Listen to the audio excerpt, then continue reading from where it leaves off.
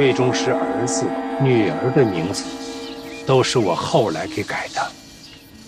伯禽是李白儿子的名字，平阳是李白女儿的名字，冀东鲁二之子。记得你和孟维小的时候，我教你们背过。教女自平阳，折花依桃边。折花不见我，泪下如流泉。孝儿自伯禽，与子义期间，双行桃树下，扶背不谁怜。愿此诗次第，肝肠日久见。但愿钟氏一家能够平安长聚。爸爸，小妈让我来问什么时候开饭，她好烤面包。告诉程姨，等你小哥回来，6点开饭。知道了。我让孟伟去送崔副主任家了，但愿崔中实一家能平安长聚。你就是为这个回来的？是。我要您保证崔叔一家的安全。我没有这个能力，我只能是尽力而为。那您就尽力而为吧。我也想问你一句，你为什么对崔中实这么关心呢？因为他救过我，所以我要救他。钟实啊，好饱嘞，时间差不多了呀。夫人先上车吧，我和崔副主任有几句话说。哦，哎，怎么光坐头了？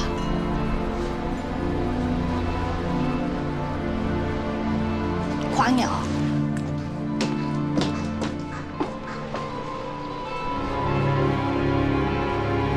崔副主任，您得跟我先到站长室坐坐。有谁要见我吗？没有人要见你，不过可能要等一个电话。那是不是叫我家里人先下车？不急，等徐局长电话来了再说，请吧。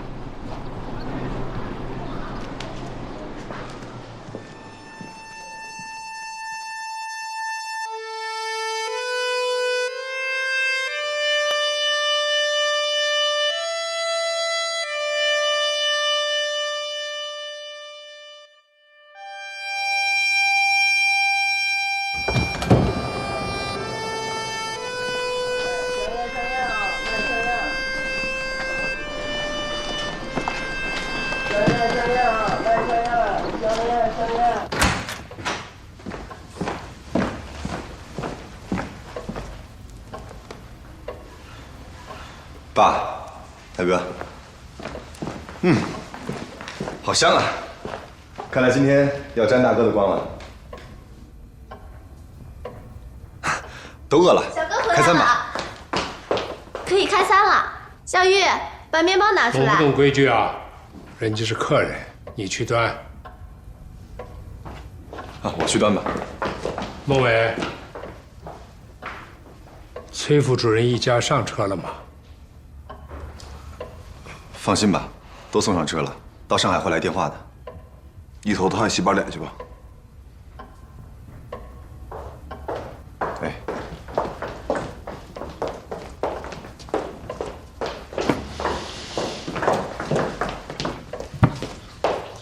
木兰，把你爸请起来吧。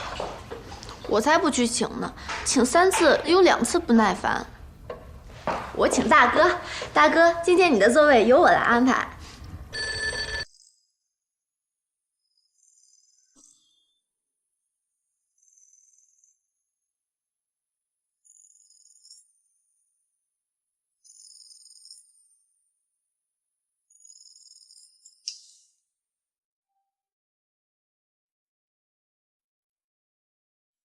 央行北平分行，徐局长，徐局长啊，行长在，行长在。有事儿你说。我们在那边。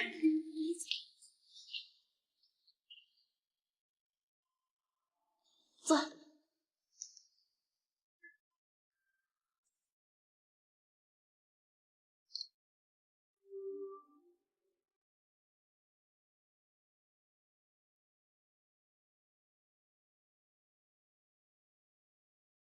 谢谢。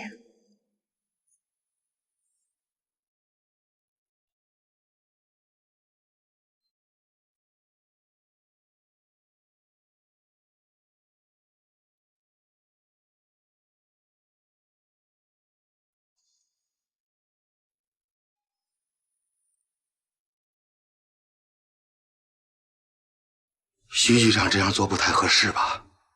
账上有什么问题，我们可以帮助查。崔中石是央行正式发的调令去的上海，你们怎么能擅自扣留他呢？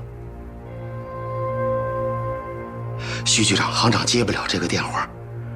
孟敖在家里，他们父子10年没在一起吃顿饭了。徐局长，你听我说，徐局长，我可以代表行长保证，很多事情咱们都可以在私底下商量，不要让孟敖知道，不要让国防部预备干部局知道。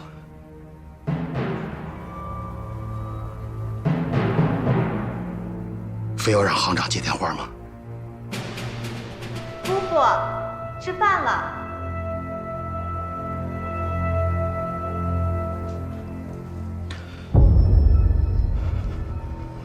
好吧，徐局长既然把这点钱看得这么重，那我叫行长来听电话。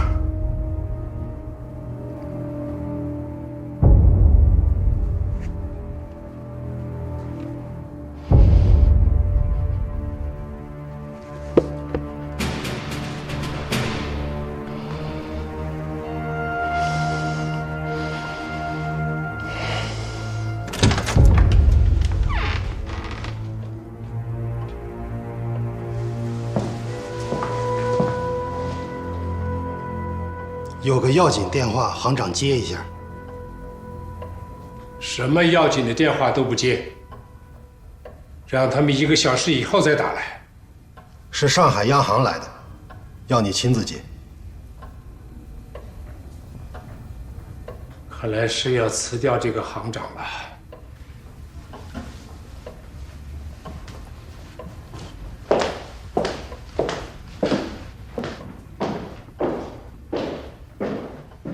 人你们都扣下了，还怕我跑了不成？出了这么大的事情，您就不能来一趟吗？大事，吃饭才是第一件大事。在我陪儿子吃完饭到来之前，希望徐局长考虑：第一，安排好他的家属，就说崔中石的调动另有安排；第二，这件事最好不要让曾可达知道。侯俊堂就是因为这笔钱丧的命。好，那我在此恭候。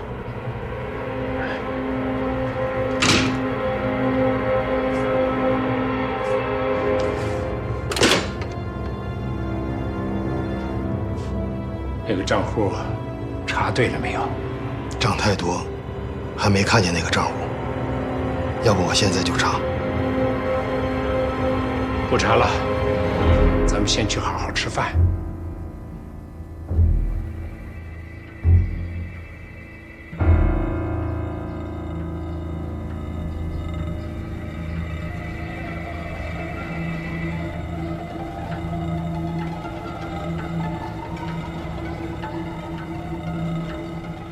老徐啊，哎，如果这件事儿你要是摆不平的话，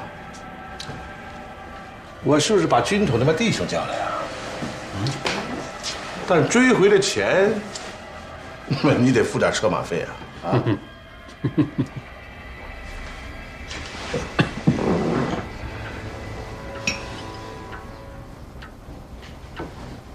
你看，大热的天也没给你倒茶。孙秘书，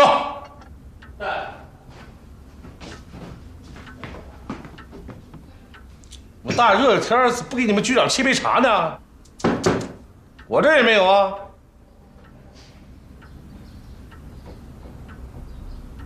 是。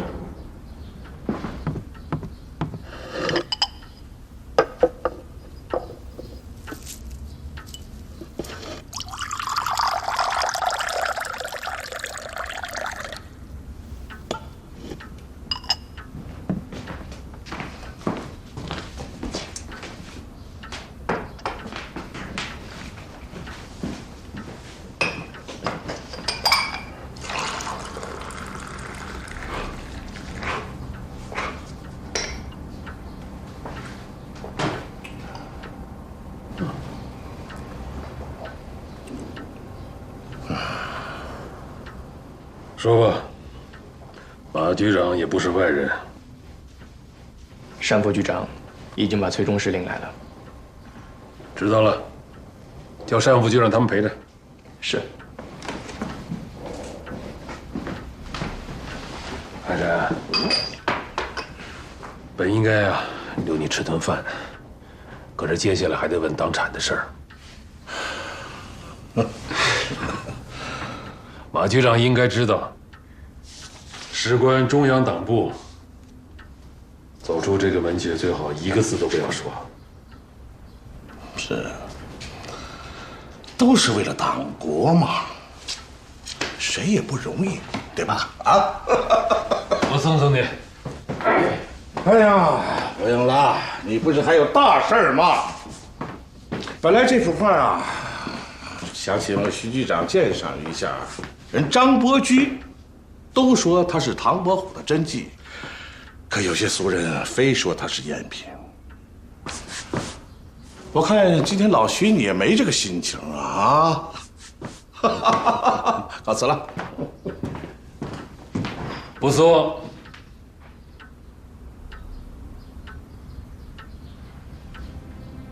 孙秘书。在。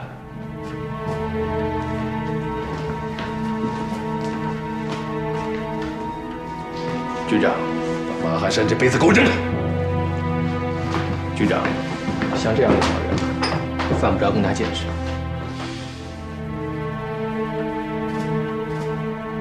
崔中士关在哪儿？重刑犯禁闭室。叫单副局长他们那几个人都离开那儿，你亲自去安排。10分钟以后我去见他。是。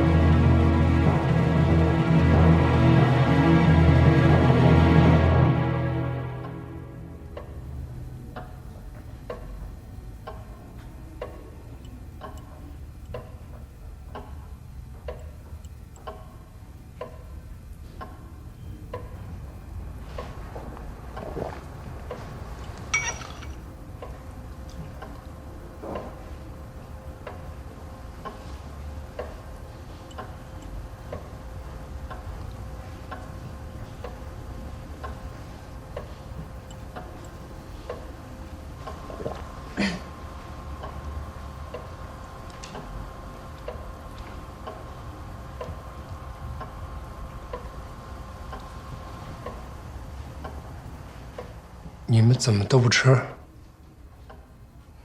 得你先来呀，行长。好，好，大家都吃。爸，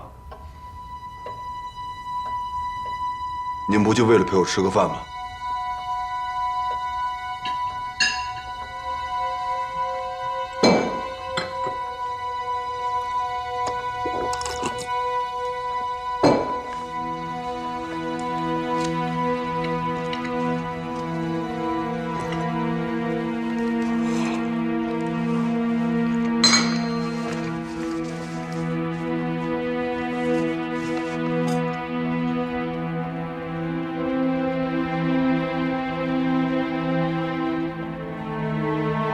你赶紧去吧。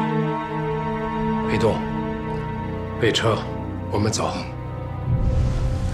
爸，我送你上车。上车还是送什么？陪你哥和孝玉把饭吃好。你们在这吧，我送下吧。大哥还回来吃饭吗？马上回来。姑父，你去备车吧。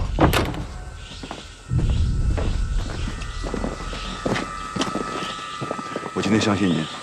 你相信我什么？崔叔的事情，任何人要挟你，你都有办法应付。你是怀疑刚才那个电话吧？我从来不怀疑什么。爸，您记住崔叔吧。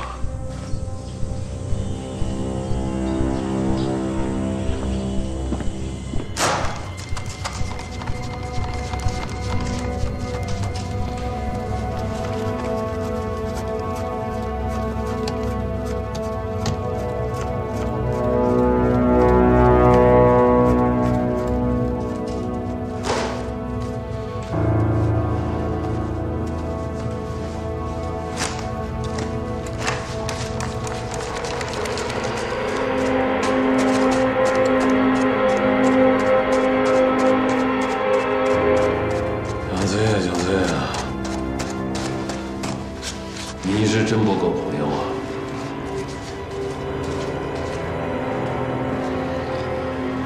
你知道，我们不是朋友。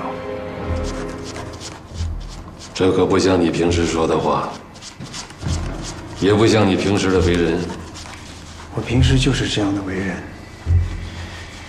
只不过平时徐市长看在钱的份上，把我当做朋友罢了。我喜欢爽个人，那咱们就说说钱的事儿。那20%股份的利润，你汇到哪里去了？账户都查到了，何必还要再问我？谁开的账户？我开的。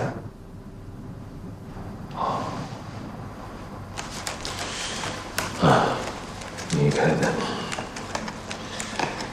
那么说，这笔钱你就还能再把它给转出来了？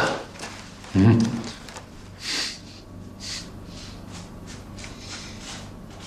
我平时转给你们的钱还能再转出来吗？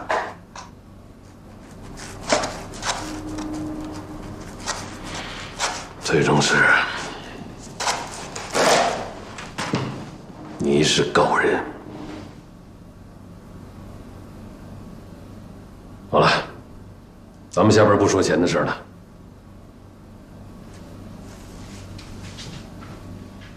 出于好奇，我想探讨一下咱们的本行。你只在理论上探讨，我想你应该不会拒绝。方不停那么精明，你是怎么样让他如此信任你的呀？徐局长这么精明，以前不也很信任我吗？反问得好。其实你的档案材料我早就看过了，没有发现你在什么地方受过共产党的特工训练呀。这身本事是怎么练成的呢？徐局长觉得我很有本事吗？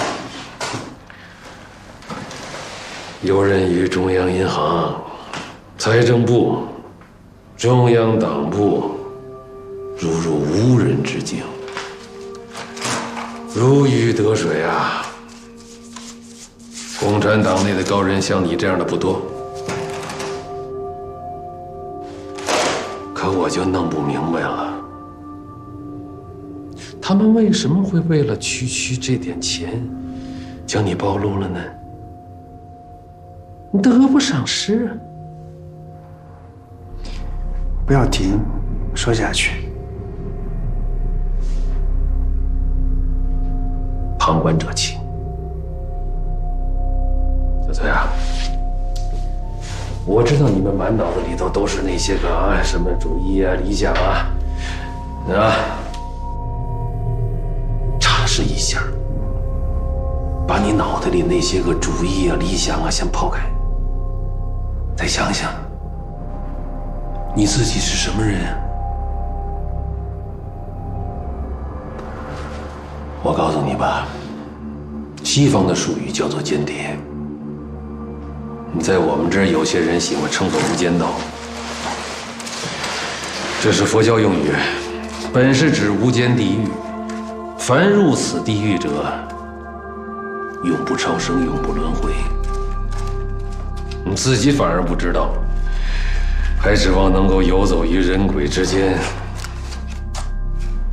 你其实鬼不认他，人也不认他。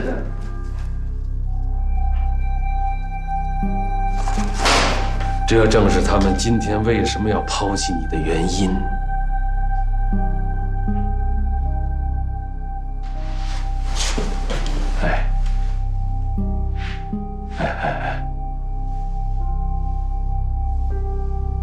这不正是你自己解脱的好时机吗？徐局长说完了吗？说说你的见解。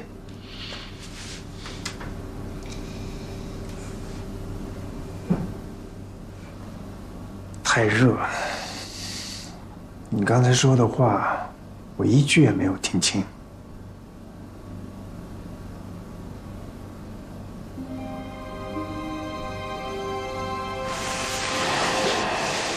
那好，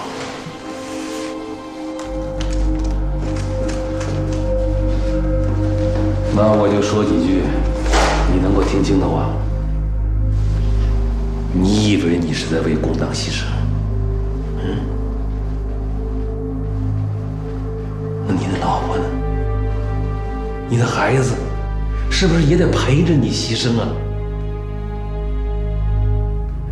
局长，方行长来了，在办公室等您。知道了。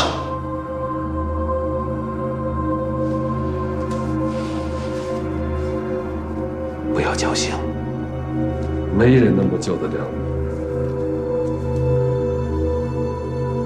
只要是犯了共产党这3个字，除了跟我配合，没人能救得了你们。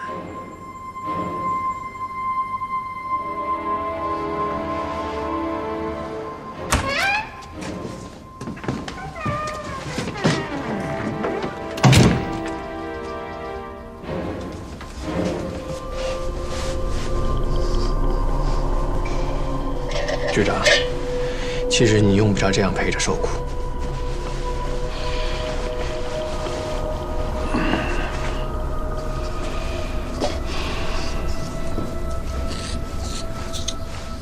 小子啊，要吃得了苦啊！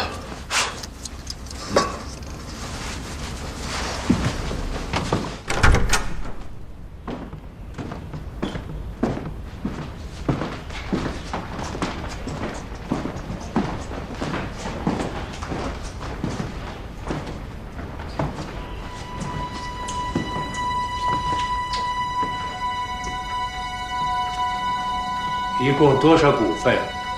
半年的利润是多少？徐局长把数字告诉我吧。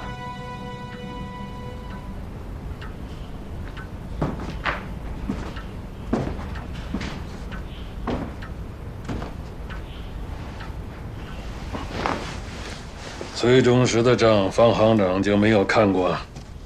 没有。这些账我原来不看，现在不看，今后也不会看。方行长对手下人真是信任啊。多少钱你就直说吧。钱倒也是不多，半年的利润也就是47万5千美金。我把谢香丽也带来了，他会给你开现金支票。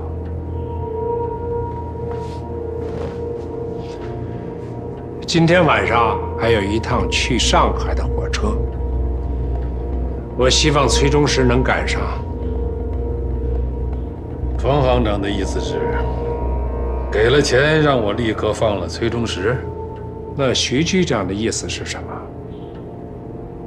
要了钱，还要命？您就不问一问吗？崔中实将中央党部那笔钱弄到什么地方去了？尽管在来的时候做了最坏的打算，方不停还是希望徐铁英只是为了要这笔钱，而并不知道崔中实跟共产党有任何关系。现在见他这般神态，这样问话，明白崔中实果然在这个当口将钱汇给了共产党。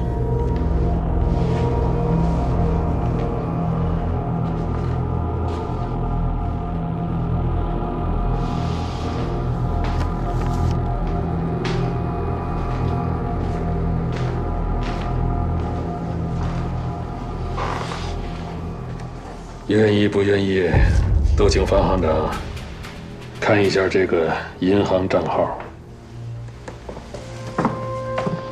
我说了，你们这些个账，我从不过问。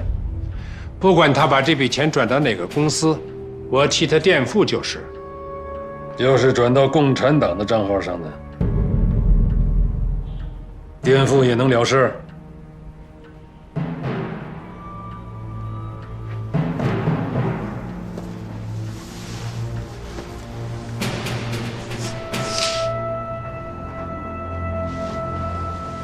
这个账户是共产党的，已经查实了。这家公司虽然名义上是被政府取缔的那些民主党派开的，但实际上是共产党在香港为民革、为民盟那些反政府的人筹钱的机构。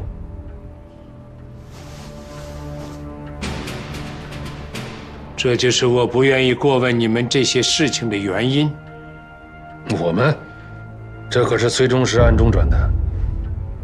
崔中实可是你们北平分行的人。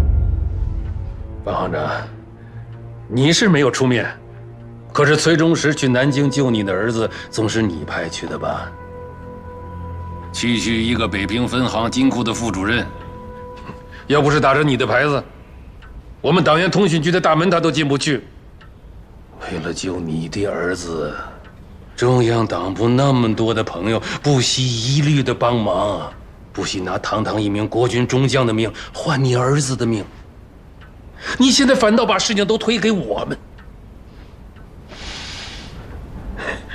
没错，我徐铁英原本是欠过你的情，可是中央党部、通讯局的那些人，他不一定买你的账。饿极了，他们会六亲不认的。何况你的人还是共产党。父亲救儿子，人之常情。当时你们不是调阅了大量的档案材料吗？那个时候你们也没有说谁是共产党啊。现在查出来了，怎么，方行长还让我放了崔中实吗？当然不能放。崔中实既是共产党，我便脱不了干系。徐局长可以立刻会同国防部曾可达会审，最好是让崔中实把什么都说出来，交南京特别刑事法庭审判。一石俱焚。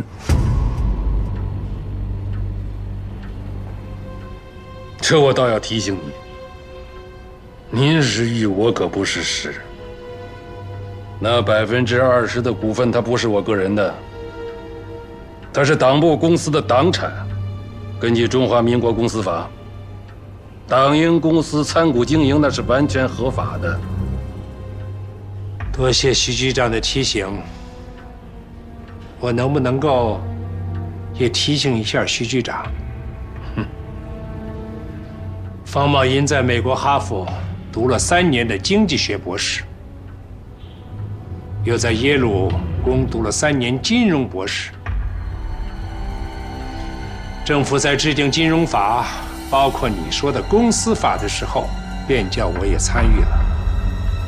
公司法里可没有哪一条写着不出股本金便能占有股份的。你们这20%的股份出股本金了吗？没出股本金，你哪儿来的这20%的股份？徐铁英这些人，平时仰仗的、害怕的，就是方不停这一帮留美回来、掌握党国经济命脉的人。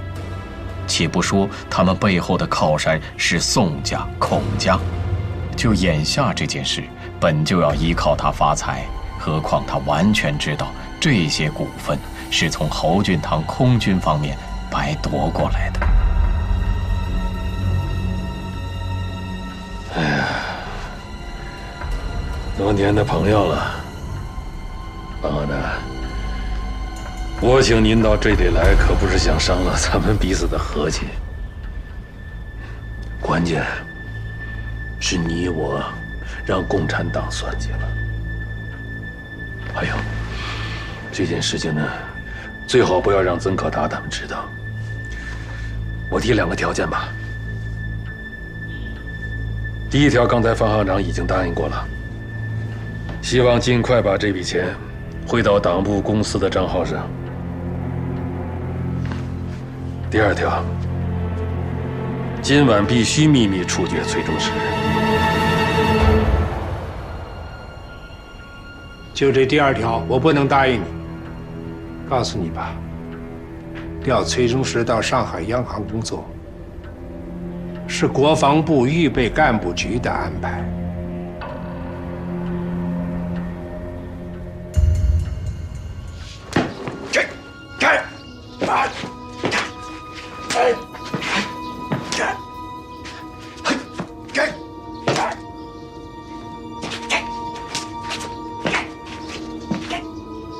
王副官，我们可只有1个同志在那里监视，如果再不采取行动，崔中实我们很可能就控制不住。哎，长官正在思考，注意纪律，这些事情不应该你提。是。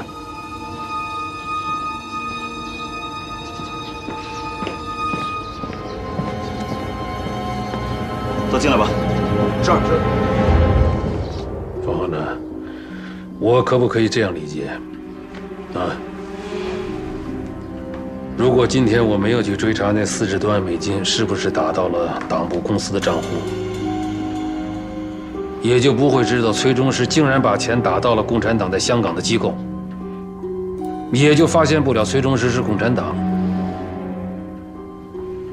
可是铁血救国会早就察觉了崔中实是共产党，并且部署了在上海的秘密抓捕行动。这一切曾可达应该都跟您谈了。您为了保全自己，积极地配合他们，却瞒着我们。理解得好。还有别的理解吗？方行长，你不要以为崔中实跟扬子公司、跟我们，还有民事调配委员会的这笔买卖，您没有过问，铁血救国会的那些人就饶得了你。一个共产党，你重用了这么多年，戡乱救国时期还把这么一大笔钱汇给了共产党，就凭这一条，崔中实要是落在了铁血救国会手里，你的下场也不会比我们好。我这样理解，你认不认可？我完全认同。现在崔中实被你关着，大约过不了多久，曾可达就会来找你，你就按照你刚才的理解，会同国防部调查组立案就是了。方行长，你就这么走了？我在电话里跟徐局长说了，我那个被国防部调查组重用的大儿子还在家里等着我呢，我还得代表北平分行接受他的调查。徐局长，我可以走了吗？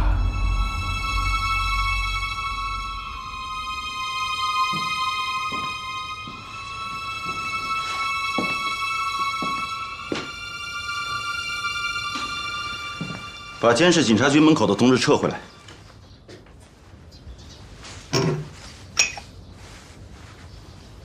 是。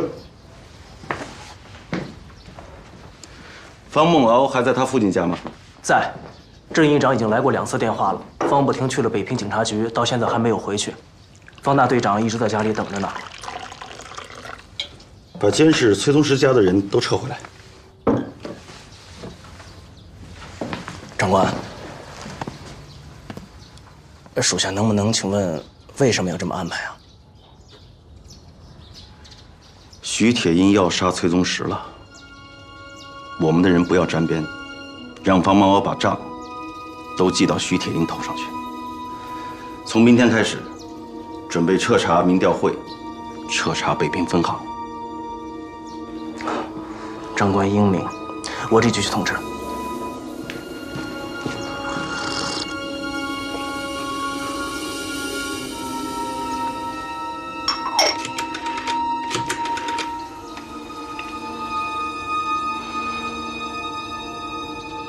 徐局长吗？我曾可达。听说你们把崔宗实给劫下来了，怎么？是扬子公司和民调会的案子又有新线索了吗？没有啊，肯定没有。有了新的线索，我会第一时间告诉曾督察的。是方行长通知我们，说崔宗实的调动，南京央行方面有了新的安排。我们警察局负责护送嘛，所以顺便就接到警察局来了。方行长正在我这里。啊，你要跟他通话？嗯。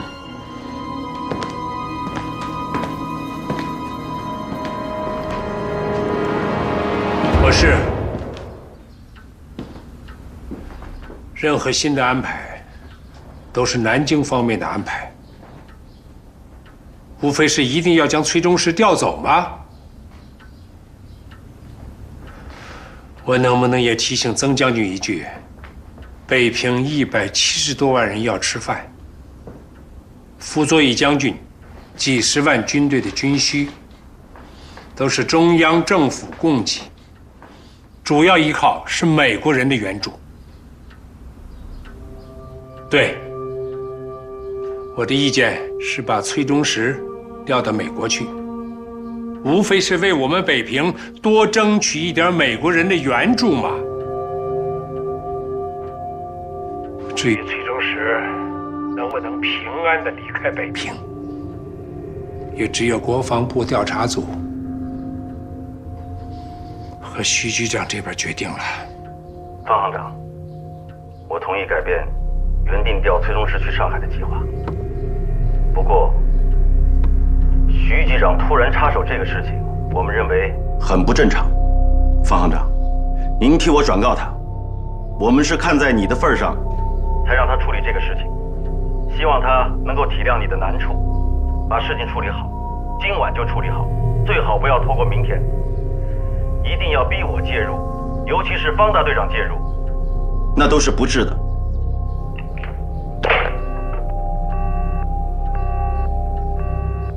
混账王八蛋！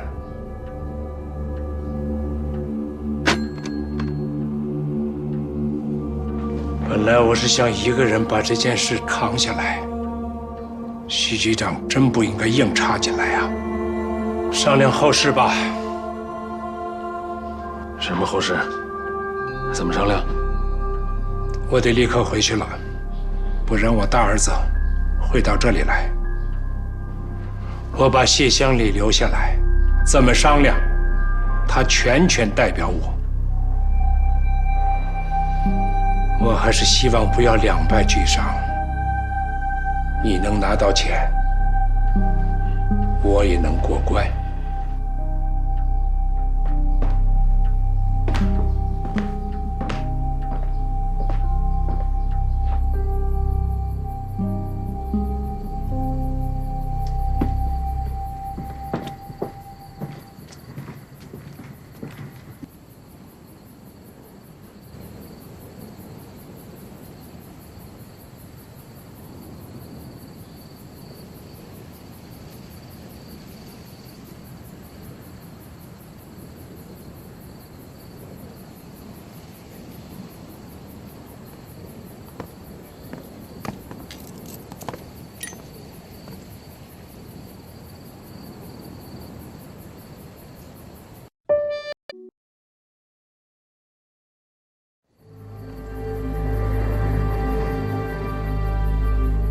他们说你是共产党，我不相信，行长也不相信。可你把那笔钱转入那个账号，这就说不清楚了。行长让我来问你，那是个什么账户？是不是自己在里面有股份？说了实话，或许我们还能救你。听明白了？谢谢乡里，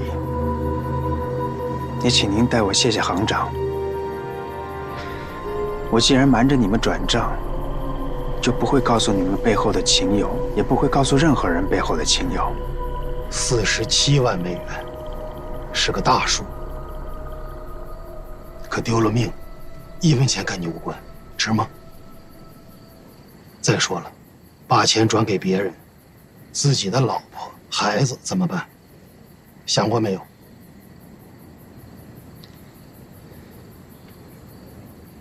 我也只能对不起家里，对不起老婆孩子了。瞒着行里，瞒着家里，想干什么干什么。一句对不起，就交代过去了。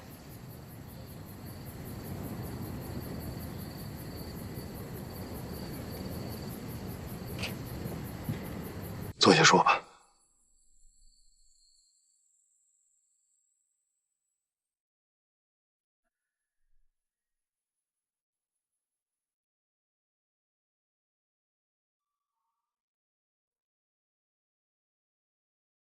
该干的不该干的我都已经干了。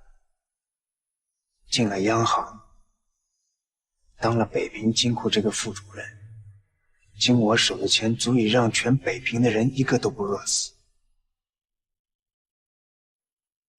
我却不能，还要替那些人把这些钱洗干净了，转到他们的户头上，甚至送到他们手里。这些天关在家里整理这些账，一翻开，我就想起鲁迅先生《狂人日记》里的话，每一行数字的后面都藏着2个字：知人。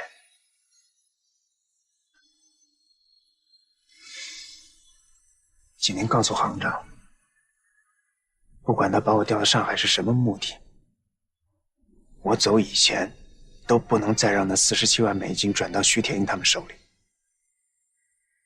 这就是你把那笔钱转入香港那个账号的理由。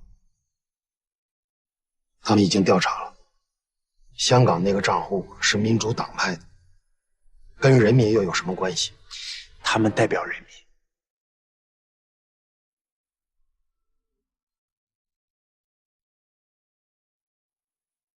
刚才徐铁英审我，我看到他那副难受的样子，心里就已经觉得值了。您不要问了，谁问我，也是这个回答。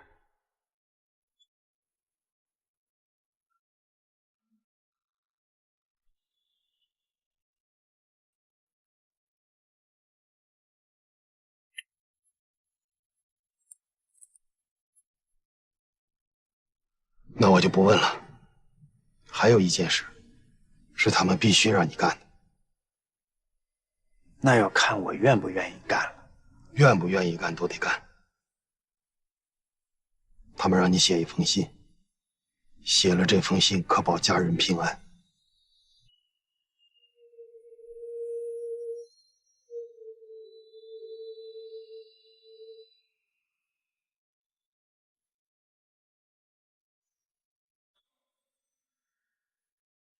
过来一下。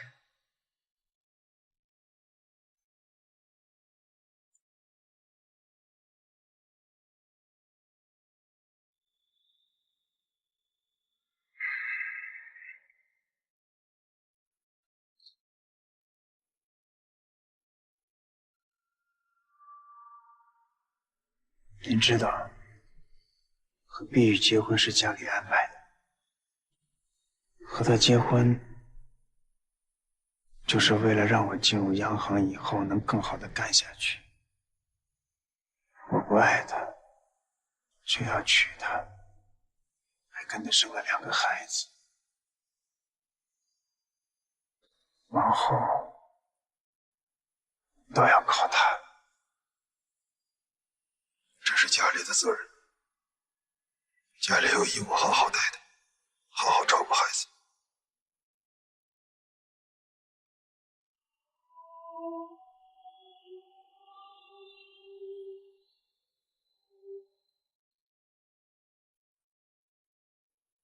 还有一个我对不起的人，你以后如果见到他，替我带句话。你没有什么对不起的。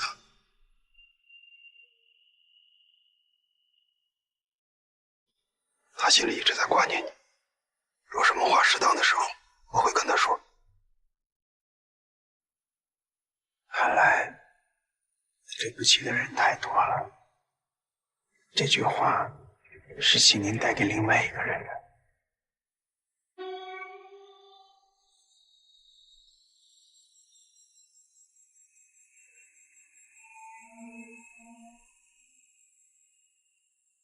您知道，我原来的名字叫崔立明，请您带话的那个人原来的名字叫王小慧。要不是到央行来，我现在的妻子应该是她。10年了，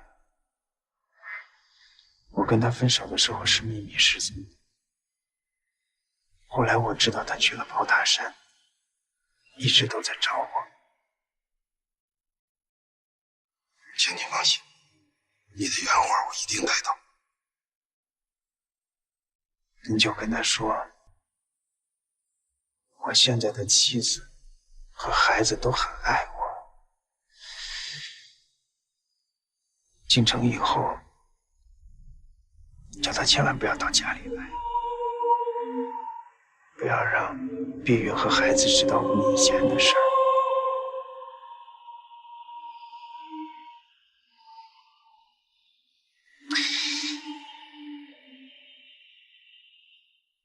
最后一句话，到了德胜门那一天，请您带给孟敖，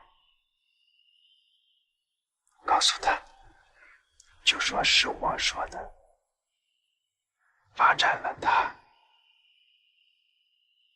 我很骄傲。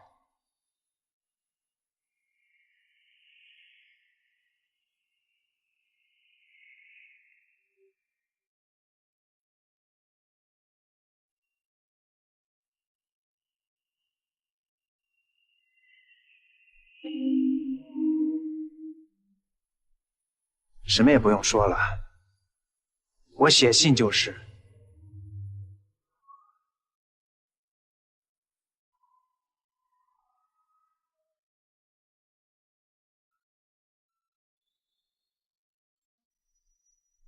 这琴多久没用过了？家里也只有8回弹，自从搬到这里以后，就一次也没弹过。燕大同学，你们谁会弹弹一个，在这什么都可以弹，包括当局禁止的革命歌曲也可以弹。我可不会弹，大爸也从来没教过我。小玉，你不是会弹吗？咱们弹一首《黄河大合唱》怎么样？我什么时候会弹了？我们合唱的时候，不都是你在弹吗？不懂就别瞎说，那是风琴，不是钢琴。还是听你大哥弹吧。我把这琴搬出来可不是为我自己弹的。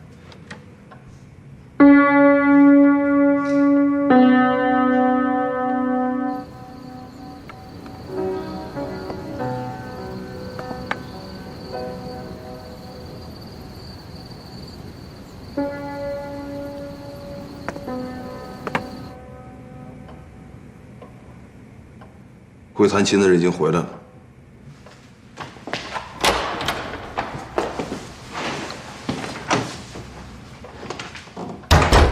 爸，大爸，怎么这么安静啊？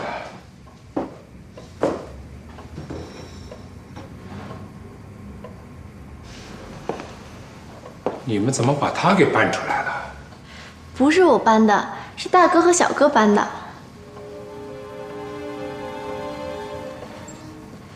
大爸，你给我们弹一首吧。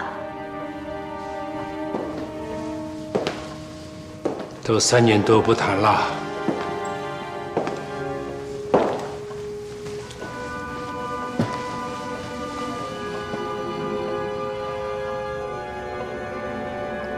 谈什么呢？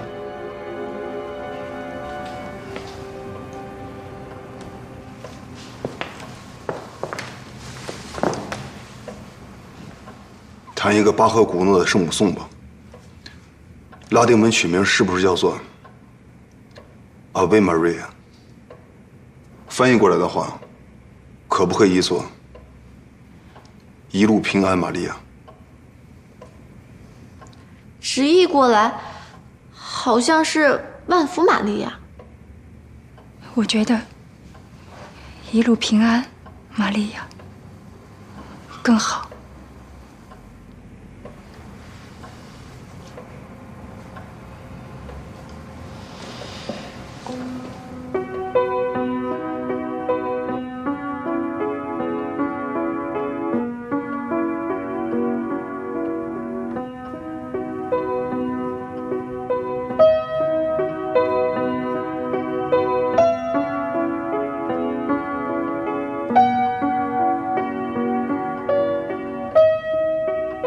8月5期，央行总部即调我连夜飞南京，参加赴美国球员代表团。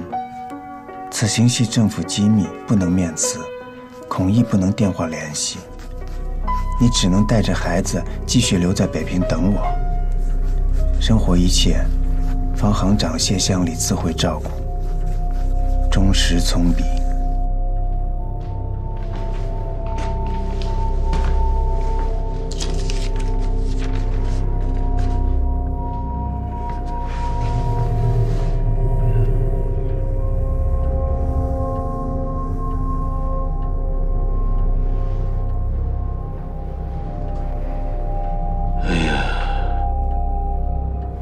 一笔好字啊，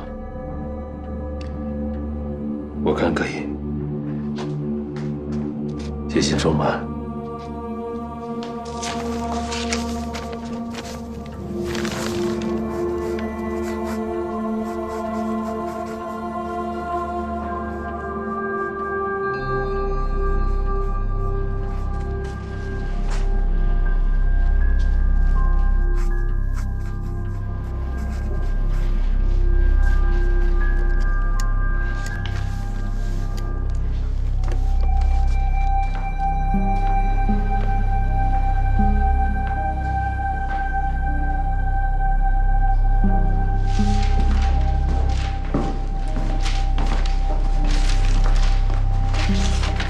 谢香莲，看一看。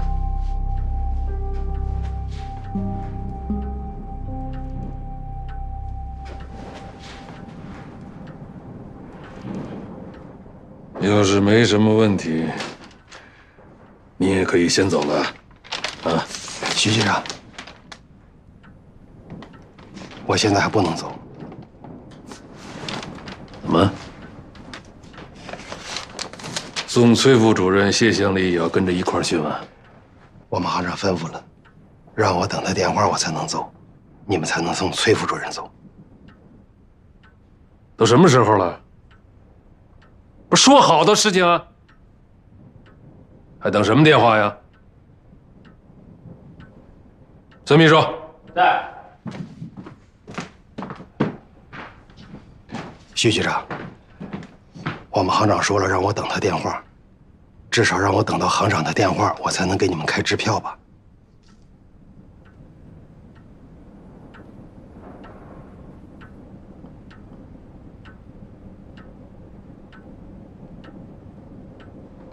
先送崔副主任上车，等10分钟。是。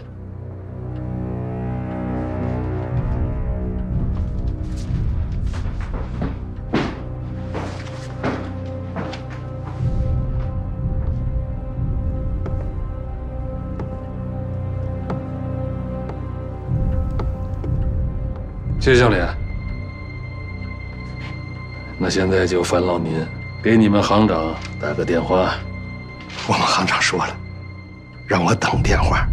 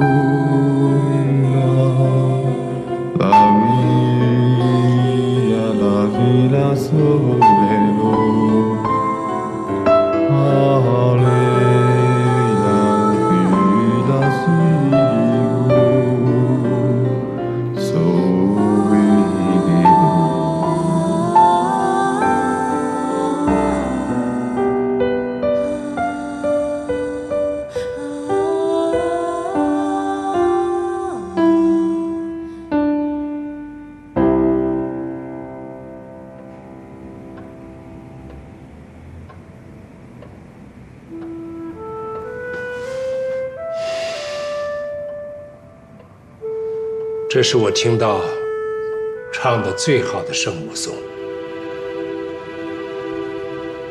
小玉，你觉得呢？是，也是我听到唱的最好的。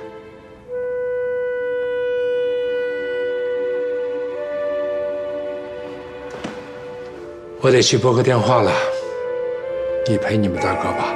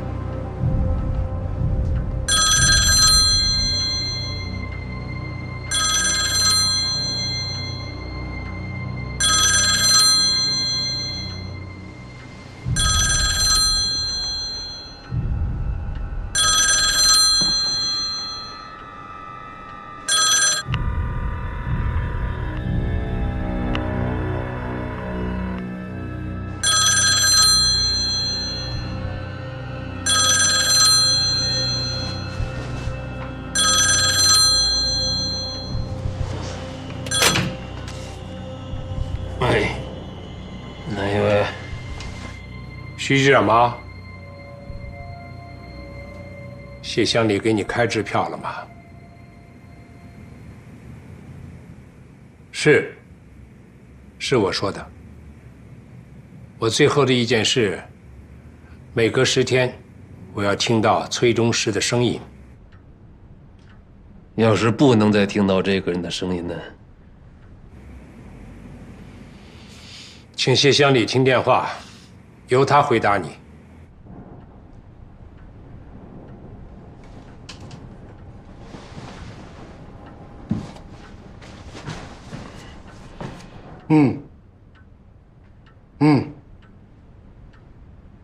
我听明白了，这就转告。我们行长吩咐，如果他的意见徐局长不能接受的话，我就不开支票了，我可以走了。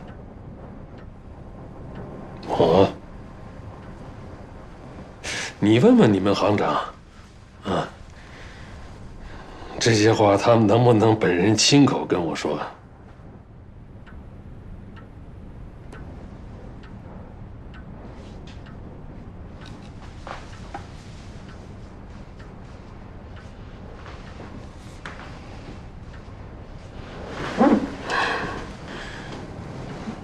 方行长，哎，师傅，哎，好嘛，方行长说什么都好嘛。你们呢，可以把钱汇给共产党，当然也可以不转账到党国的公司，犯不着嘛，还让你的副手转告。那好，我就直接跟徐局长说。第一，希望你按照戡乱救国法令，将崔中实汇钱给共产党的案件直接上报南京。我随时听候特种刑事法庭的传讯。第二，如果徐局长不将案情上报，却私自处决了崔中实，那我今晚就将案情上报，让徐局长听候南京特种刑事法庭的传讯。第三，平津的民事配给与军需供给，为什么突然有了你们20%的股份？就是崔中实死了，我也会以北平分行行长的身份查明后，上报央行总部。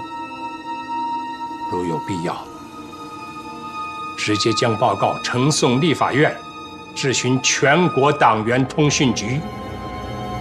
我说的够直接了。接下来能否回避一下？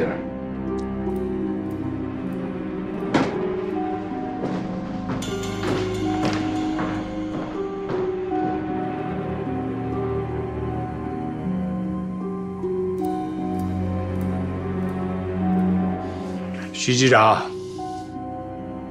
我今天已经是第2次听到你用玉石俱焚这个词了。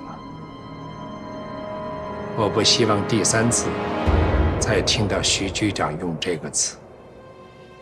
摆在我面前的只有一条路，那就是崔中实不能放，也不能死。摆在徐局长面前，却是有2条路，你可以选择关他，也可以选择杀他。如果徐局长一定要杀他，那我就只有一个选择，将我刚才说的第2条、第3条立即付诸实施，没有理由。你的妻子、4个儿女，好好的到了台北，而我的2个儿子却因为这件事不认我这个父亲，这就是理由。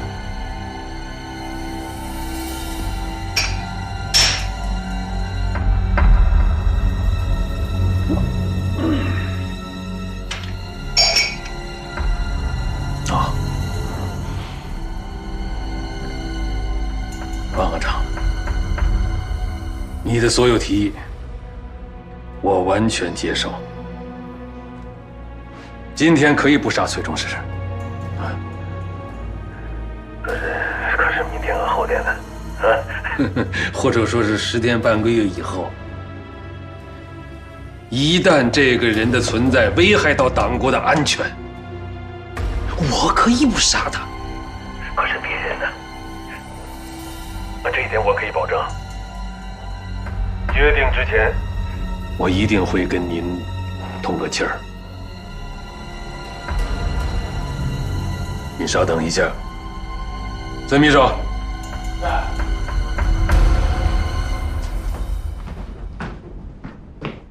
谢经理呢？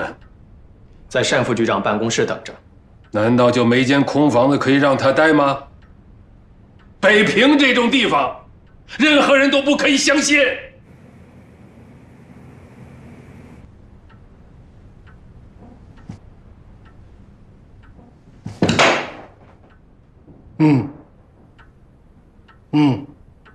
我按行长吩咐，现在就开。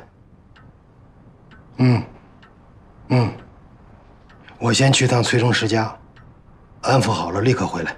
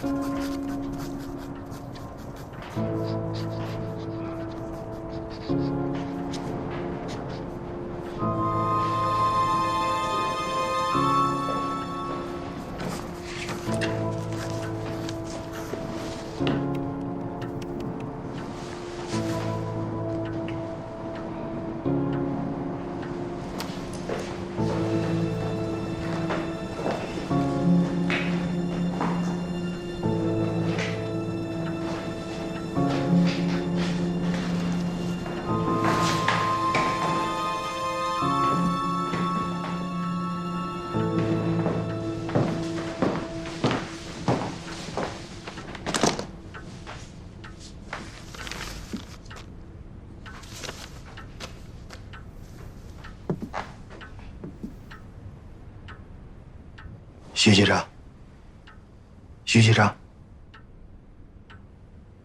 请过目。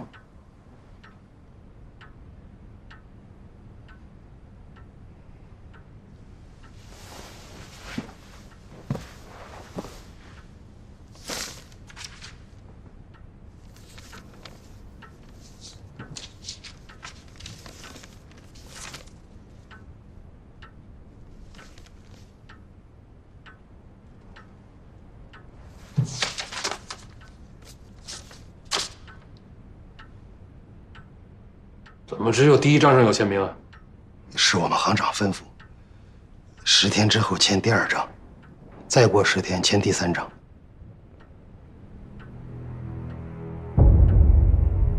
我不要了，拿回去带给你们行长，就说徐某人也许明天就又调回南京了。这些钱你们留着给我的下任吧。忘记了，行长有句话，让我转告徐局长。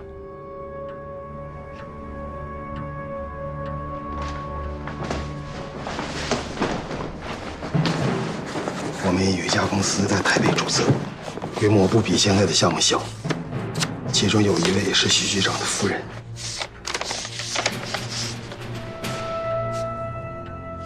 这是股东注册登记名单。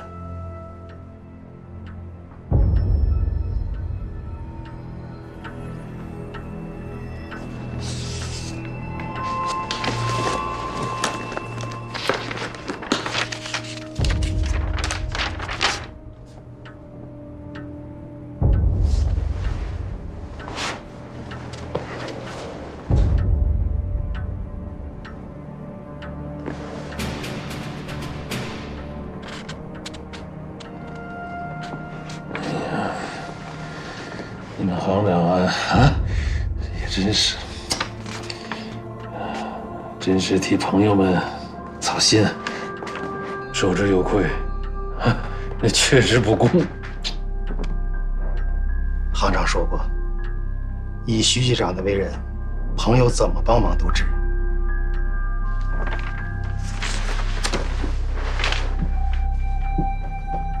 你们行长啊，早就应该让谢乡里跟我联络，也免得弄得彼此很为难。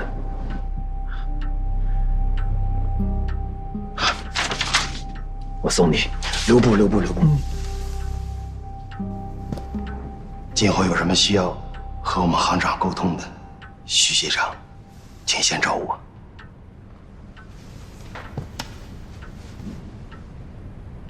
慢走，再会。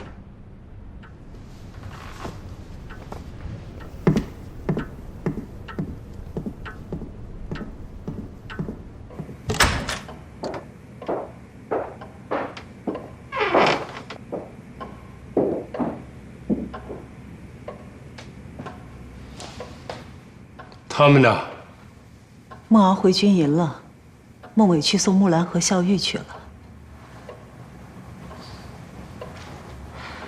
孟敖跟我说，让我替他收拾一间房间，他时不常的要回来住呢。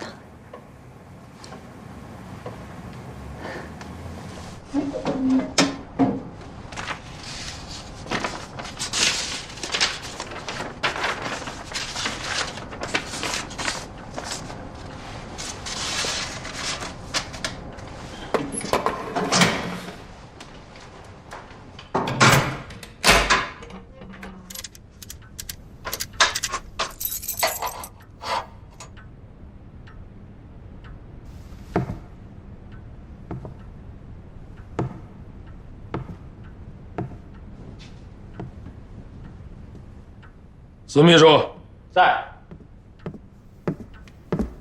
你马上亲自去安排，不要让单副局长跟方副局长知道。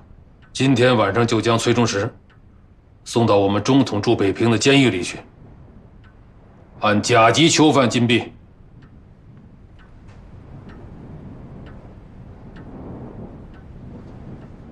怎么了？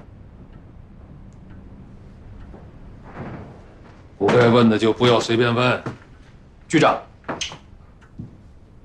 报告局长，崔中石我已经交给马汉山带来的军统，秘密押往西山，执行了。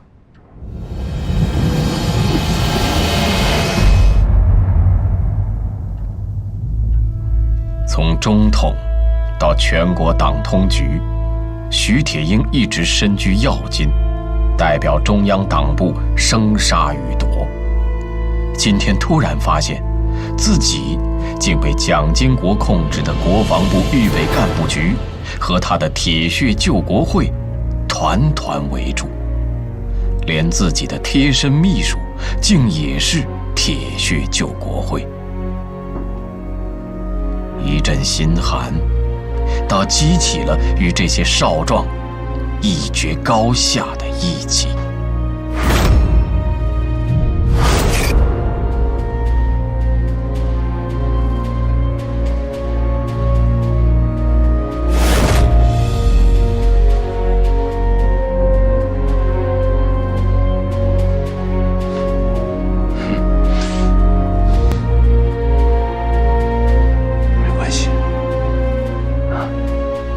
都是为党国做事嘛。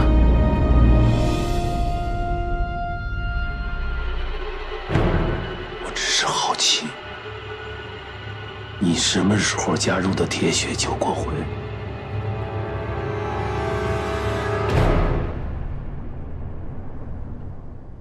如果铁血救国会有纪律，不好回答，那就不用回答了。但是你应该知道，党部也有纪律，不管是谁，不管哪个部门，只要胆敢插手党务，都将受到党纪的严厉制裁。你现在告诉我，是谁让你这么做的？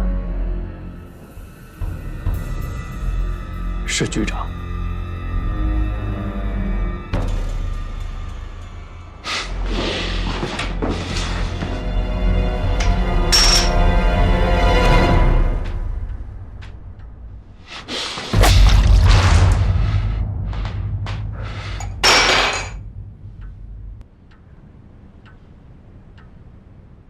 清醒了再回答啊！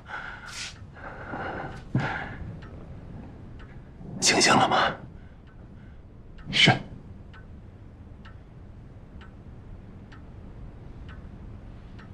你不回答，我也可以马上以党部的名义制裁你。局长有指示，先将崔中实押上车，只等10分钟。我等了10分钟。先送崔副主任上车，等10分钟。是。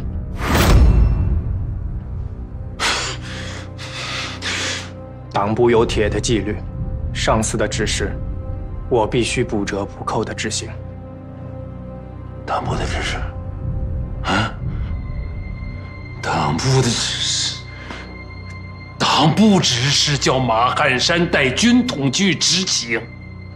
属下察觉，局长被铁血救国会和北平分行双重挟持了。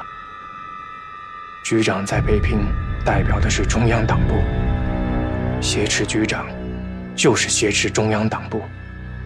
他们铁血救国会既然是打着国防部调查组的牌子来杀人，那么就应该让国防部保密局的军统去执行。局长不应该忍受他们的胁迫，因为这样会使党部的形象受到玷污。如果属下做错了，宁愿接受党部的制裁，但是绝对不能容忍他们挟持局长来玷污党部。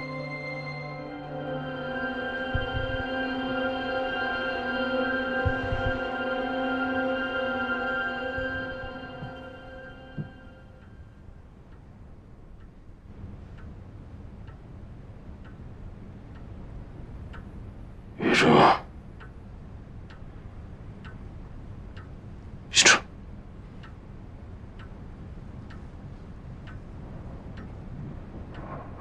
好忠诚，好干部。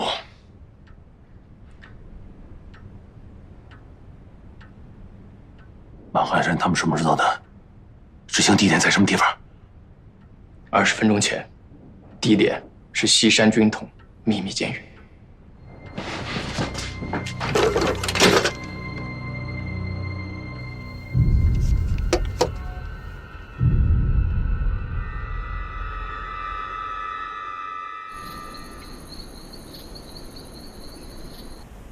你知道你今天弹得有多好吗？还有孟敖，我真的没想到他能唱得那么好。我在房间里一直都在听，一直都在落泪。其实你们父子的心一直都是相通的。一个在想念妈妈，一个在想念妻子。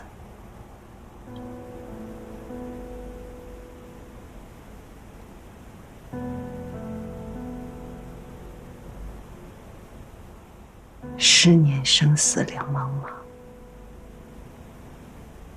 不思量，怎难忘？小雨，孟敖这一关，我也不知道过得去过不去。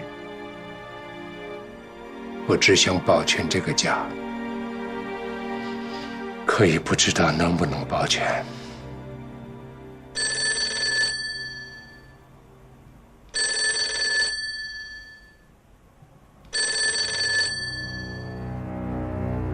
现在没有时间解释了。我现在怎么解释，你也不会相信。方行长，孟伟在燕大，离西山近，这个时候只有让孟伟先去阻止马鞍山。我当然去，我到了就让孟伟离开。哎呀，孟伟啊，我跟你爸爸是有君子协定的。眼下这个时局，学校的老师和学生都在挨饿，我不会接受你爸爸的任何馈赠。你要是尊重何伯伯，就带回去。何伯伯，这不是我爸送的，这是我哥嘱咐我送过来的。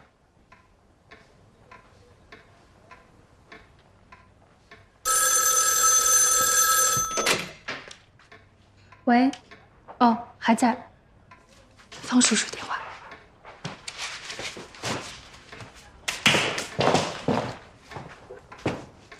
喂，爸。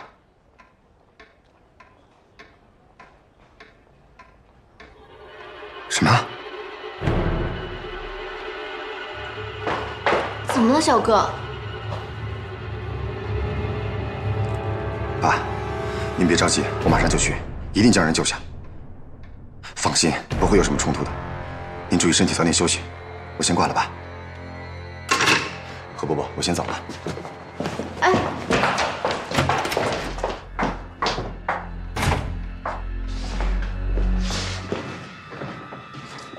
是又出什么事儿了？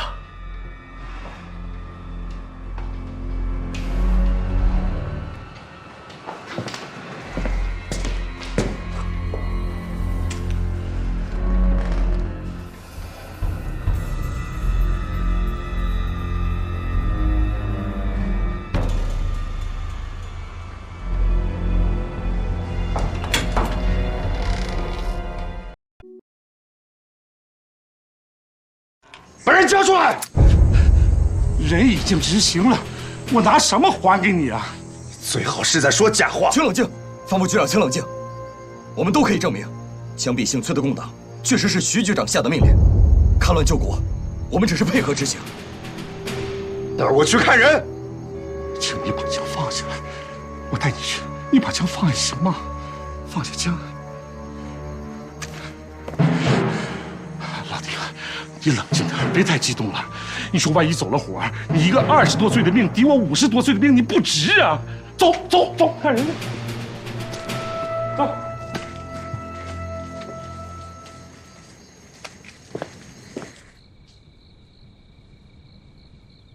不要紧张，没关系。我一个人来的，没有人知道。小玉，也不知道。进来吧。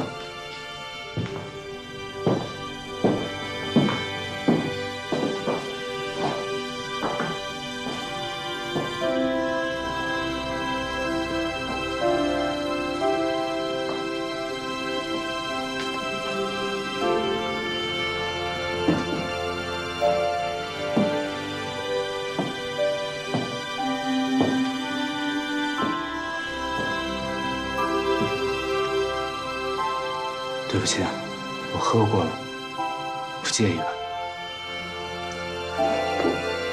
不介意。坐下来，慢慢说。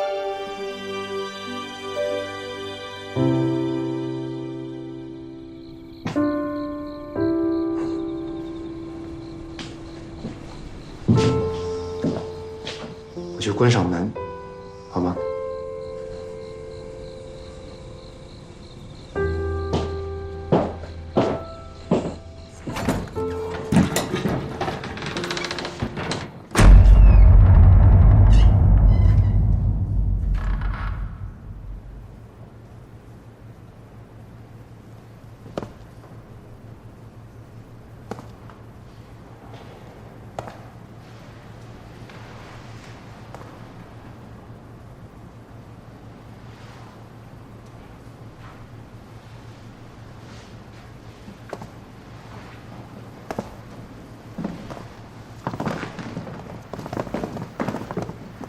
马局长，您先找个地方避一避吧。杀个共产党，我避什么？我就在这儿等徐铁英这混账王八蛋。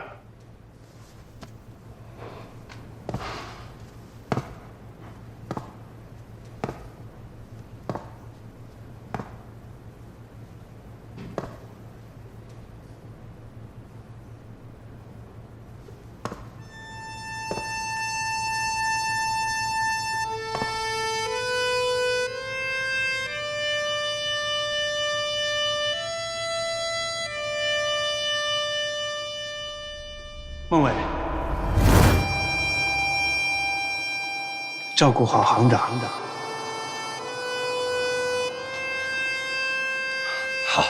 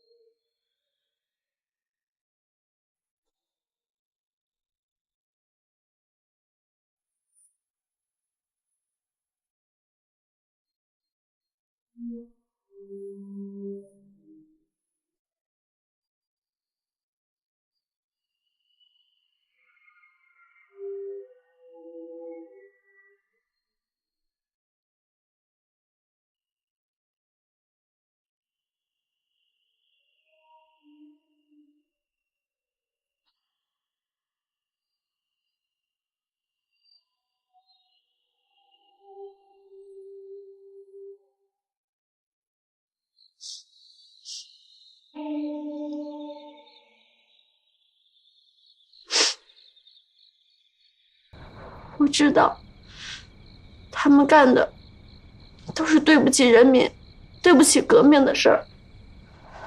可我又总觉得，他们都不是坏人。梁先生，是不是我的革命立场还不够坚定？你想听我说吗？想。你把今天的事情跑到我这儿来都告诉我，已经证明了你的革命立场。你是一个进步的青年，非常优秀的进步青年。梁先生，我想进一步的坚定自己的革命立场。好啊，那你说说看，怎么进一步坚定自己的革命立场？我要离开那个家，跟他们划清界限。然后呢？跟着你。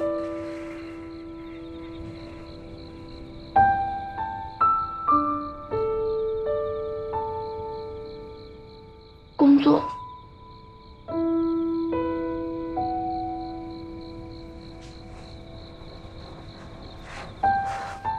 我知道，我不配待在你身边。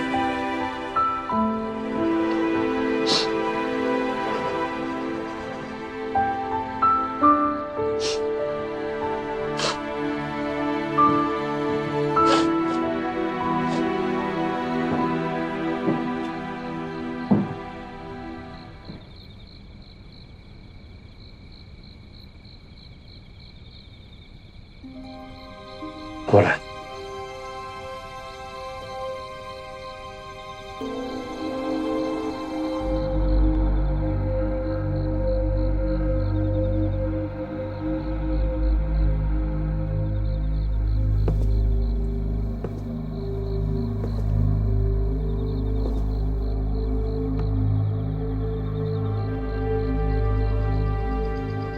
你现在已经在我的身边工作了。但是你还得回到那个家里去，你所承担的任务，没有人可以代替，无比的艰巨，也无比光荣。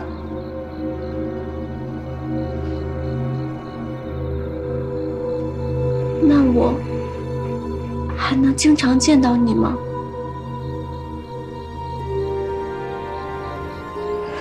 就像现在这样。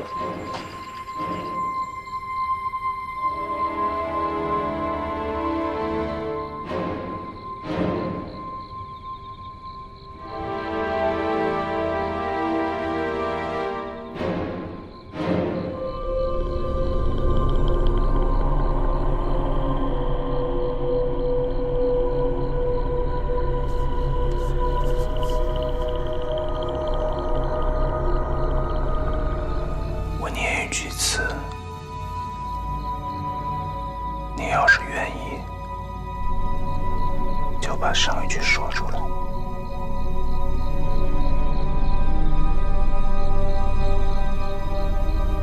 有期在，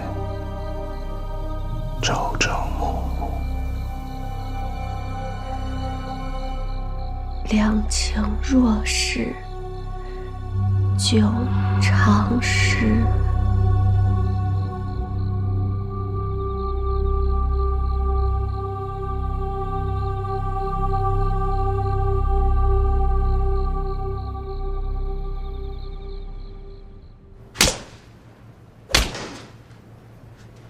你为什么叫他们枪毙崔中实？局长，属下能不能问一问马副主任？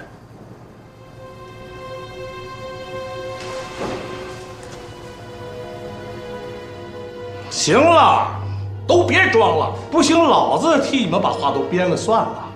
啊？民国37年7月21日晚7时许，北平市民事调配委员会副主任马汉山率保密局北平站10余人闯进北平市警察局，强行带走共产党或者不是共产党的犯人崔中实一人，同时抢了3辆车，直奔西山，杀人灭口。哎呀，这马汉山可是罪责难逃啊！马汉山，你也太厉害了，你敢到警察局去抢人，还抢了3辆车，完了，我编不下去了。徐大局长，孙秘书，你们2位接着往下编吧。啊？马副主任，你说完了？我现在可以问您吗？你问。请问马副主任，军统执行组归谁管？别扯没有用的，你直接问。北平市警察局有什么权利来调动军统执行组来枪毙人？接着问。就算我们局长能够代表国防部调查组调来军统执行组执行，这我们局长是亲自向马副局长交代过任务，还是马副局长有我们局长枪毙人的手令呢？那你是谁呀？当时是谁传达的局长的命令？那是谁？这个我不辩白。如果任何一个长官的秘书都可以执行其长官的职权的话，那我现在就让马副主任把你的执行组长也枪毙了，你会答应吗？我答应，我当然答应。你把枪给我。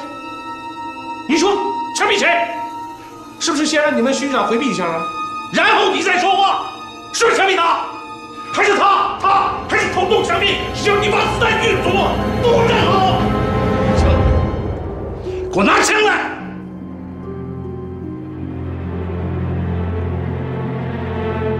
我这儿有。方副局长，你还蒙在鼓里？我们是上他们当了。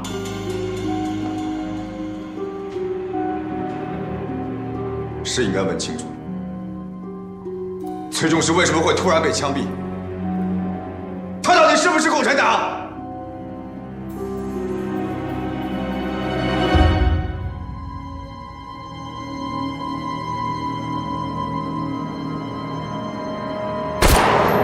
谁回答我？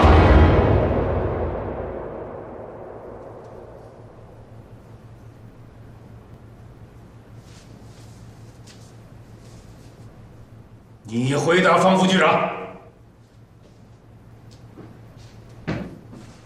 报告局长，报告方副局长，目前只有他涉嫌贪墨公款的证据，不能证明他是共产党。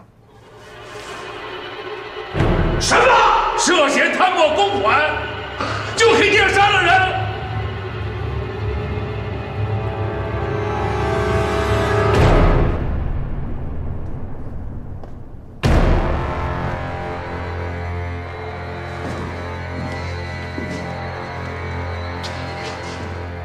崔中实是北平分行金库的副主任，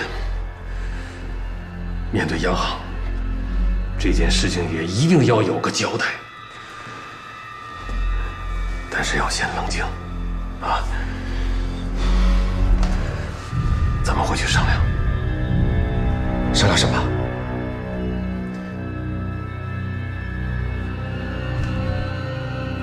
回头我跟你说。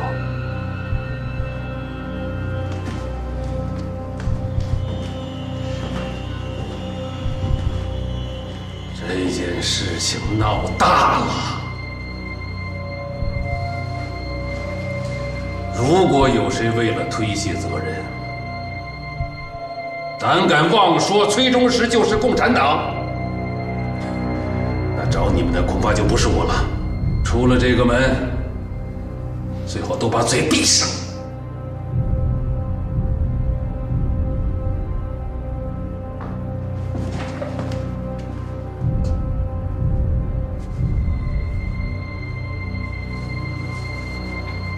我非常难过，难过的还有方行长和方大队长。我们务必冷静，务必冷静。先找到谢经理商量个办法，啊！但是一定不能先让你父亲，还有你大哥知道。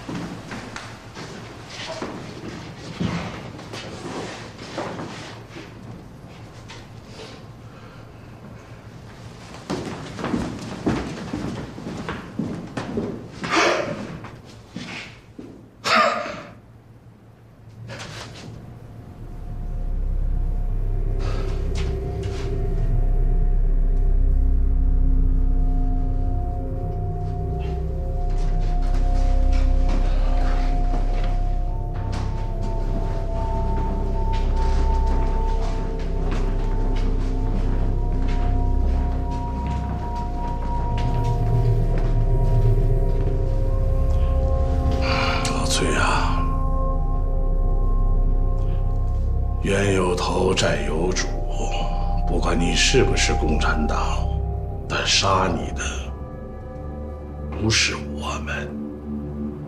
托个梦吧，给为你报仇的人，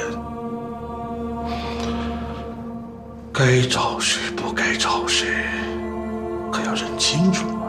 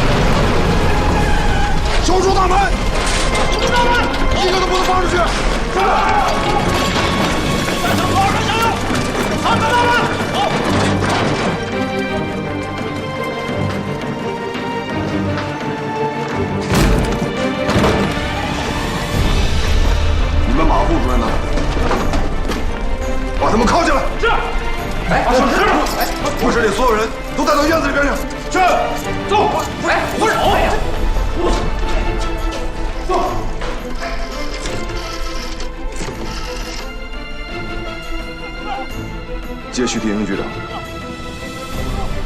把他叫下来。国防部调查组，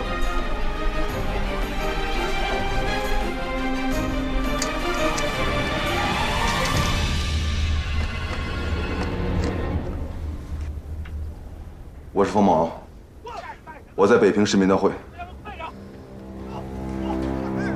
我希望在半个小时之内见到马汉山。那就1个小时，那我就等1天。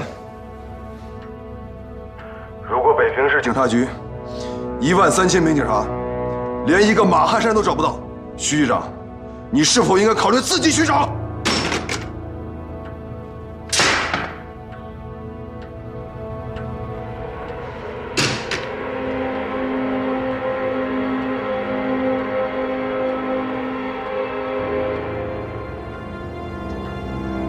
孙秘书，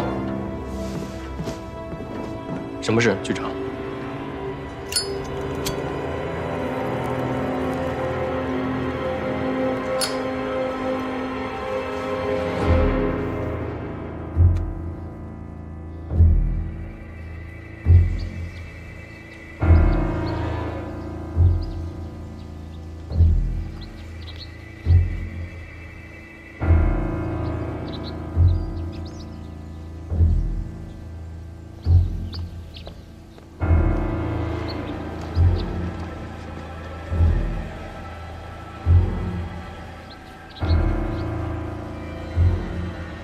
谁回答我？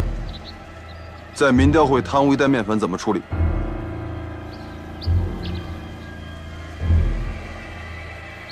贪污1袋大米怎么处理？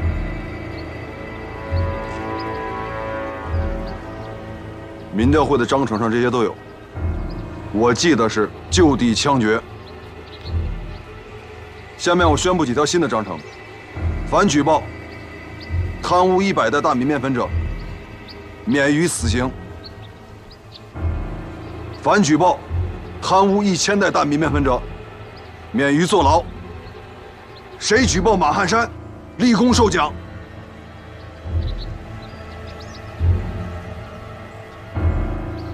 有的是时间，慢慢想。谁想好了就举手。郭景阳，到，在办公室等。凡举报的人，一律单独接待，替他们保密。是。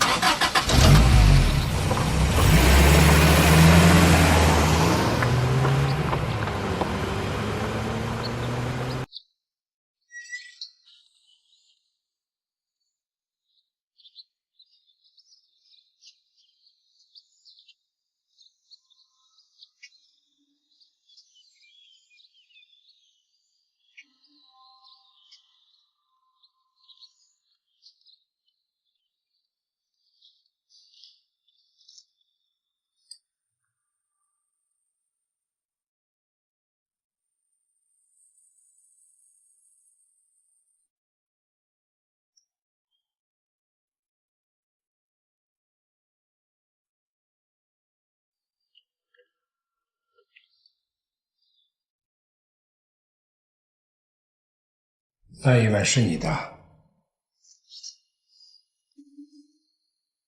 是我亲手做的，是我母亲当年教的，却总不如她老人家做的好吃。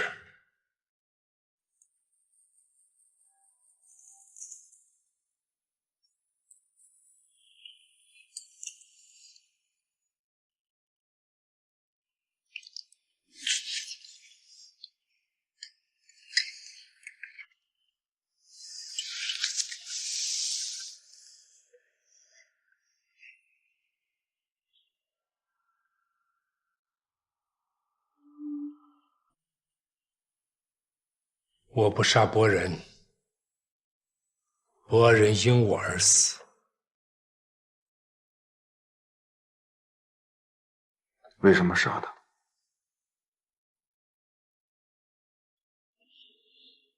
为什么杀他？这句话应该让别人来问。让谁来问？小一点，让曾可达来问；大一些，应该让曾可达的上司来问。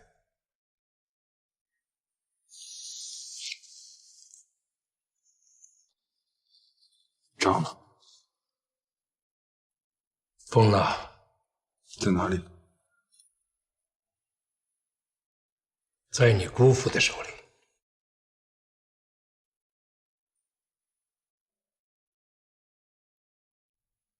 别以为我不能在这里抓人，你们就可以天天看着那么多人饿死，然后杀死一个提罪的人，自己就可以坐在这里安心吃汤圆。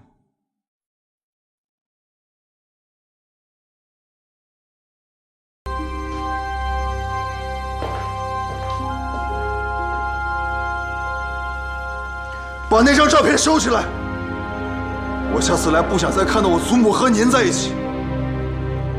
用这么多心思，就好好想想我祖母是怎么教您的。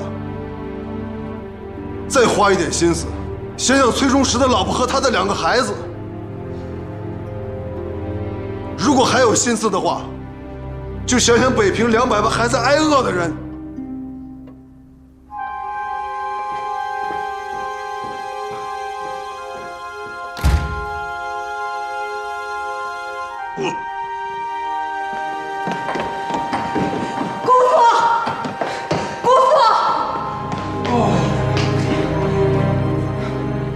同学们，同胞们，事实已经越来越清楚了。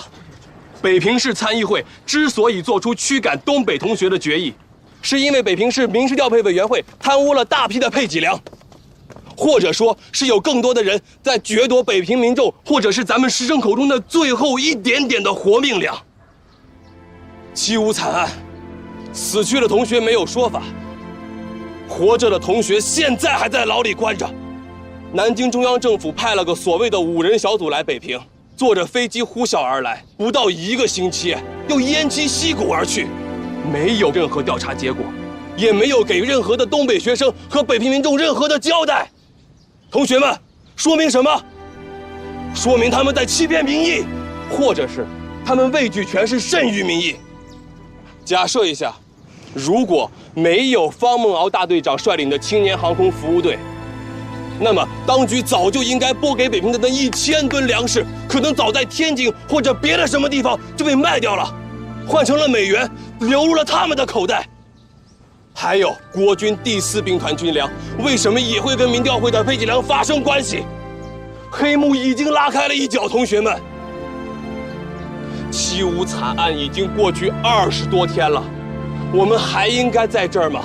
我们还应该待在这儿，而紧让那20个航空服务队的人员去孤身作战，而我们要把所有的希望都寄托给他们吗？从来就没有什么救世主，自由要靠我们自己，民主要靠我们自己，自由要靠我们自己。反贪腐，反贪腐，反地产，反地产，反迫害，反迫害。朋友们，青年航空服务队现在就在北平民事调配委员会，难道我们还应该在这里等他们再查出一些贪腐的粮食，然后通知我们去领吗？走，再到北平民事调配委员会去。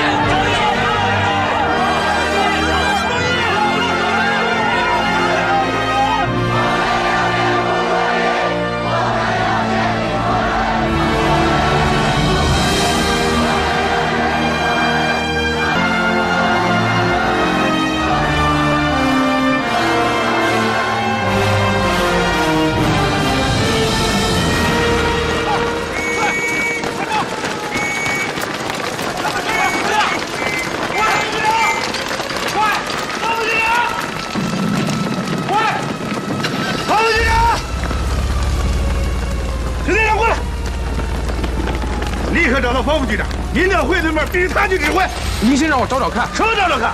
找不到你去指挥。那你还是把我撤了吧。什么？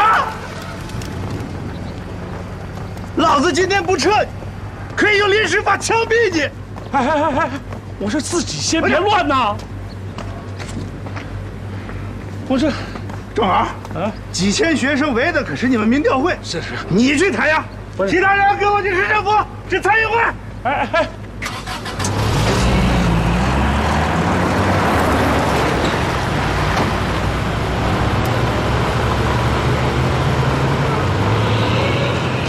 我说，你们几个在这等会儿啊，我找徐局长去部署一下啊。是。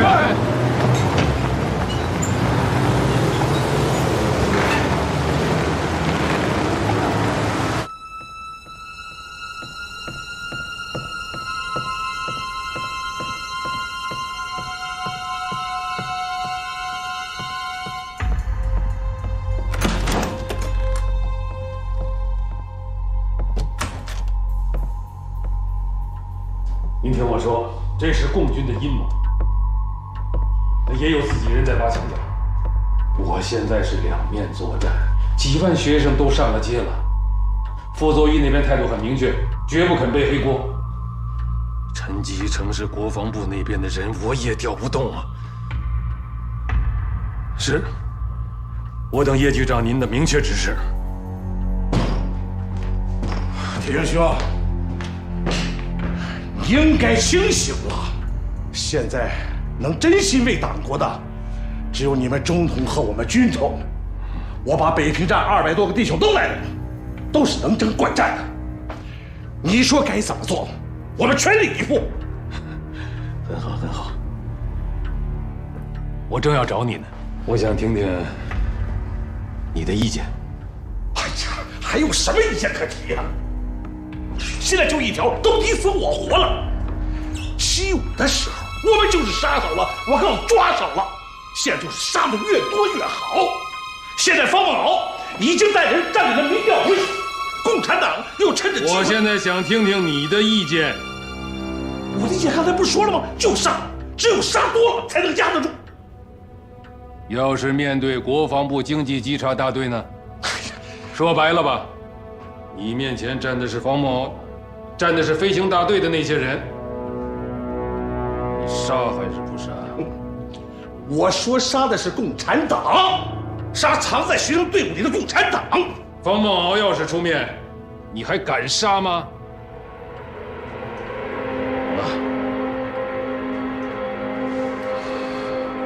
我现在可以给你透露一条消息。什么消息？就在2个小时以前，方孟敖就给我来过电话，是以国防部调查组的名义，让我协助突袭出动全北平所有的警察，务必要找到你，叫你去民调会见他。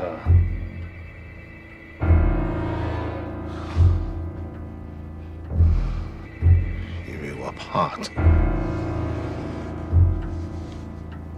我怕他吗？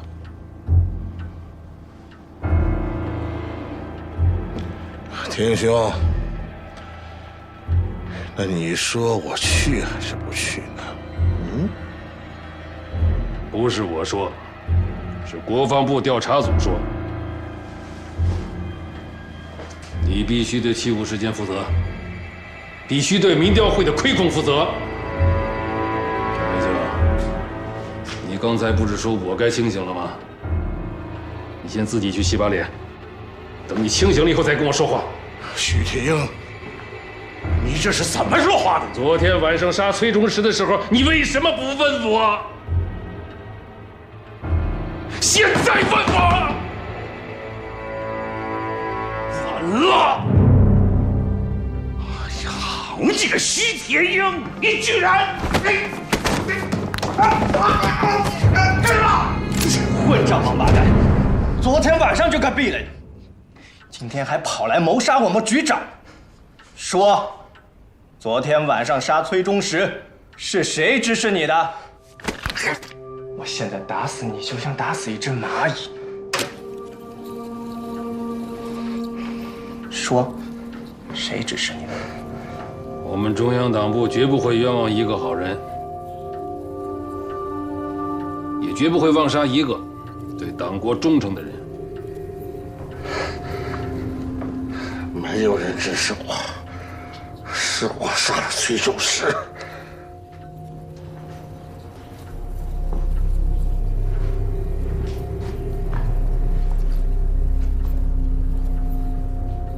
你们满意了吗？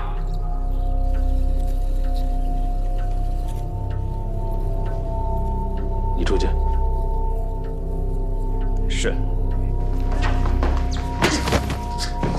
你，我扶你一下。不用。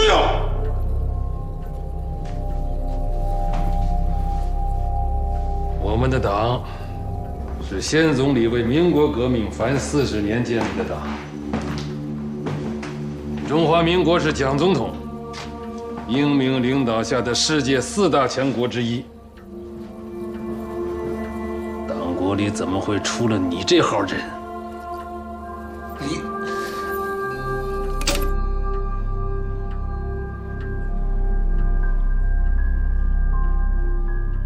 许铁英。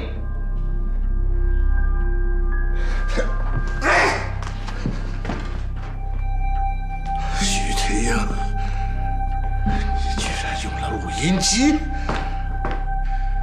哎呀，兄弟，我真是领奖了，你可真是好手段呐你啊！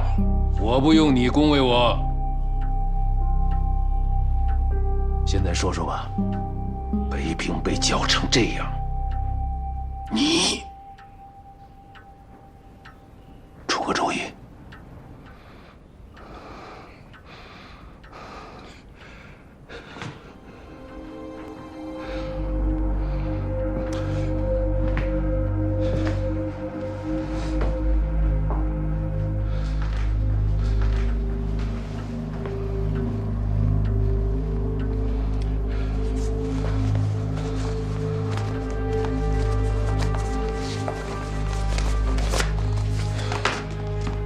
什么东西？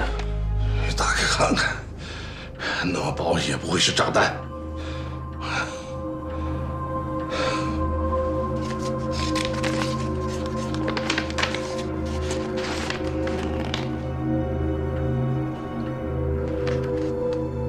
什么东西？那不唐伯虎的真迹吗？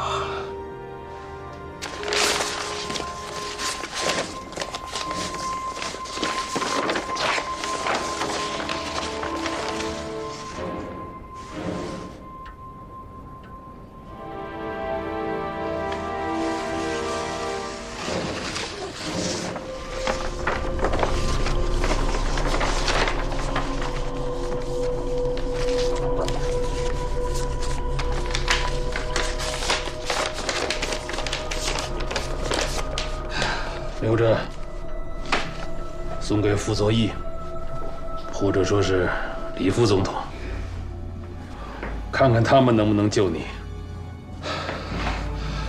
你放心，我都准备好了，还有一箱子呢。一箱什么呀？一箱都是他们喜欢的文物呗，是不会要钱的，文化总会收的。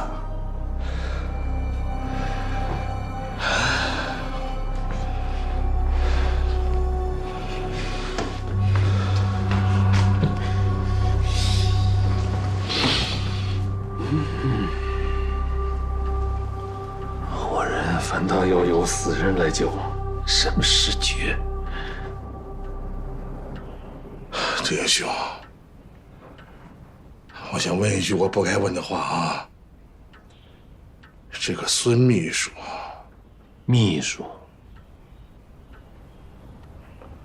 好，我不问了。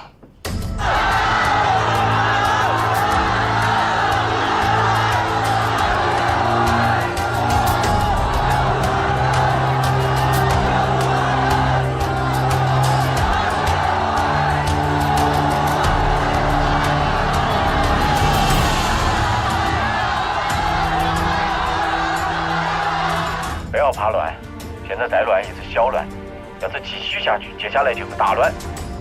跟共军作战，我们的军队、我们的装备都多于共军，更优于共军。为什么会一败再败？我们是败在政治上，不是败在军事上。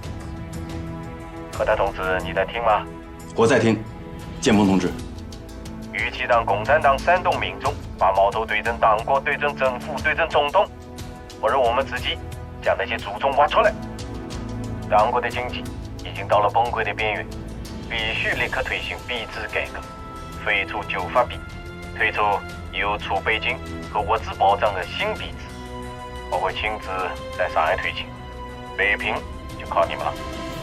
中央银行和他们背后的人一定会坚决反对。中央这边我来对付，北平那边你们要抓住现在的时机，争取方不停，配合我的行动。是，一定坚决执行。现在最大的阻力不是方不停，而是扬子公司在平津政界的那些股东，还有以陈继承代表的国军第4兵团，还有徐铁英代表的中统、马汉琛代表的军统，闹大了，他们都会联合起来，极力反对。他们不敢公然反对我，因此也不敢公然反对你们，但他们一定会捣乱。徐铁英有配合你的责任，资助他，让他有所顾忌。陈继承捣乱，就撤了陈继承；马汉山捣乱，就处决他。明白。